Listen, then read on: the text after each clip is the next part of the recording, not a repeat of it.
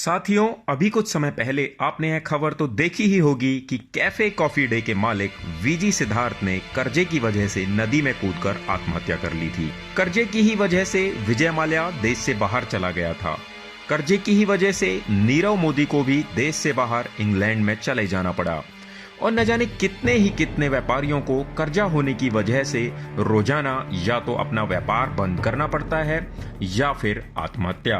क्या आपने कभी ये सोचा है कि वीजी सिद्धार्थ जैसे, विजय माल्या और नीरव मोदी जैसे इतने अमीर व्यापारियों के ऊपर भी कर्जा कैसे हो जाता है? और अगर कर्जा हो भी जाता है तो वे अपना कर्जा चुका क्यों नहीं पाते? अभी तक तो आप यही सोचते होंगे कि कर्जा तो किसी गरीब के ऊपर ही होता है, जैसे किसान या मजदूर, और कर्जे की वजह से आत्महत्या भी कोई गरीब ही करता होगा। लेकिन वीजी सिद्धार्थ का ताजा मामला हमारे सामने ये सवाल खड़ा करता है कि एक गरीब किसान, मजदूर, एक नौकरी करने वाले मिडिल क्लास आदमी, एक छोटे व्यापारी से लेकर एक अरबपति व्यापारी के ऊपर भी कर्जा है। और सिर्फ इन सब के ऊपर ही नहीं, बल्कि राज्य सरकारों के ऊपर भी कर्जा है, भारत सरकार के ऊपर भी कर्जा है और यहाँ तक कि दुनिया के हर देश के ऊपर कर्जा है। तो आखिर ये कर्जा है किसका? और दुनिया में ऐसा कौन है जिसने हर देश को कर्जा बांट दिया? उसके पास इतना पैसा आया कहां से? जब तक आप इन प्रश्नों का जवाब खोजने का प्रयास नहीं करेंगे, तब तक आपको ये समझ नहीं आएगा कि दुनिया आखिर चलती कैसे है। दुनिया में आखिर पैसे बनाने की ताकत किसके पास है? और क्यों ये कहा जाता है कि पैसे बनाने की ताकत जिसके हाथ में है, ये दुनिया उसी की मुट्ठी में है? क्या आप जानते हैं कि दुनिया का सबसे अमीर आदमी कौन है? निश्चित ही आपका जवाब होगा कि बिल गेट्स या अमेज़न कंपनी का मालिक जेफ बेजोस। लेकिन अगर हम आपको ये बताएं कि सबसे अमीर लोगों का नाम तो आज तक आपने सुना ही नहीं है, तो क्या आप यकीन करेंगे? जी हां साथियों, दुनिया में कुछ ऐसे भी लोग हैं जिनके पास पैसा छापने की ताकत है और वे ही दुनिया के सबसे अमीर लोग हैं। और साथियों, आपने उनका नाम आज तक न्यूज में, अखबार या मैगजीन में कहीं भी नहीं देखा होगा, क्योंकि वे कभी सामने नहीं आते। वे नहीं चाहते कि उनका नाम दुनिया को पता चले।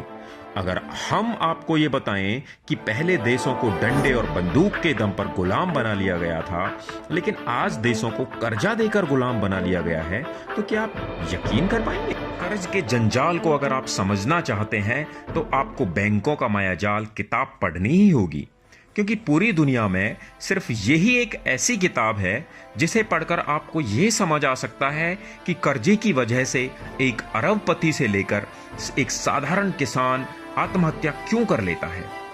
देश में गरीबी का असली कारण क्या है? देश और दुनिया में आतंकवादी घटनाएं होती ही क्यों हैं?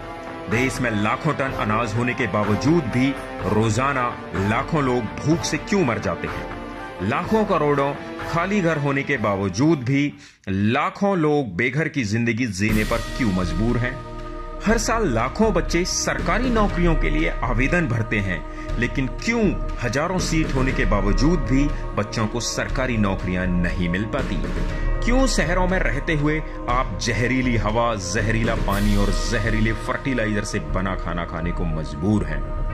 क्यों भारत देश के सभी गांव धीरे धीरे खाली होते जा रहे हैं और शहरों में लोगों की भीड़ बढ़ती जा रही है? बैंकों का मायाजाल किताब पढ़ने से आपको ये समझ आ सकता है कि इन भयानक सी दिखने वाली समस्याओं का समाधान बिल्कुल सरल सा है। भारतीय परिवार संगठन ने IIT दिल्ली के एक छात्र द्वारा लिखी गई इस आंख खोल देने वाली किताब का दोबारा प्रकाशन करवाया है। हम चाहते हैं कि आप इस किताब को पढ़कर दुनिया को देखने का अपना नजरिया बदलें और सच्चाई से अपने आप को रूबरू करवाएं। अगर अभी आपने इस किताब को नहीं पढ़ा तो इस देश को बर्बाद होने से कोई नहीं रोक सकता।